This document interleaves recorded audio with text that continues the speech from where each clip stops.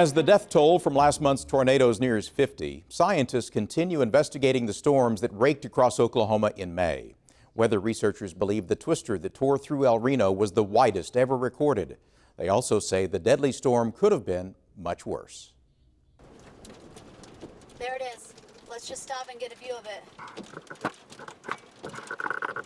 It's right there. It's a sight that has become distressingly familiar in recent weeks. A massive tornado sweeping up everything in its path and leaving a trail of destruction. The National Weather Service initially rated the tornado that struck El Reno May 31st as an EF3, but later upgraded it to an EF5. Weather Service researcher Gabe Garfield says data from mobile radar units appears to confirm this was an historic storm. That circulation all the way across was about 2.6 miles wide, and that may be conservative based upon the damage that we saw out there. We extended over a length of maybe 7 miles altogether. At 2.6 miles across, the El Reno tornado is the widest ever recorded in the U.S. Among those killed, storm chasers Tim Samaras, his son Paul, and Carl Young, whose chase truck was smashed by the twister. The Weather Service says the deaths are the first documented scientific storm intercept fatalities in a tornado. Garfield says the El Reno tornado was a super rare event, coming just 11 days after the EF5 tornado that struck Moore.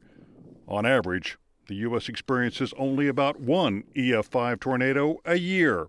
Having two, especially within 2 weeks, is absolutely incredible. I don't recall when we've had a sequence of events like this. Not only have we had two F5s, but we've also had three F4 tornadoes in this geographical region since basically May 18th. The damage illustrates the massive width of the El Reno tornado, twice the size of the twister that ripped through Moore. Garfield says the El Reno storm was also a rarity because of its unusual track. Primarily, tornadoes tend to move from one direction to the next. So, say from southwest to northeast, folks in Oklahoma are very familiar with that particular path. In this case, this tornado started out going east, then dropped to the southeast, then went east and recurved back to the northeast. So it basically looked like a big boomerang. The destruction was not as extensive as the Moore tornado, since the twister's path took it largely through rural areas. The Canadian Valley Technology Center did suffer extensive damage, and a number of homes were destroyed. It could have been much worse. If this had been hit a populated area, it would have been catastrophic.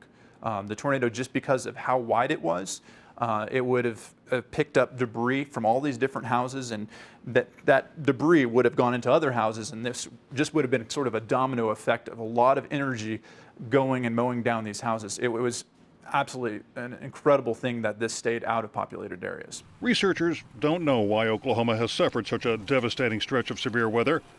Garfield believes the drought in western Oklahoma may have played a role, as warmer temperatures increase the instability of the atmosphere. He says Oklahoma will remain in the bullseye for tornadoes a while longer, but if we can get through the next 2 weeks in Oklahoma without too much significant severe weather, I think things start to generally move toward the north. Places like Nebraska, South Dakota, Iowa, Minnesota, those places will be up next. But I think as far as Oklahoma is concerned, if we can get through the next 2 weeks, I think we'll likely be in a much better place.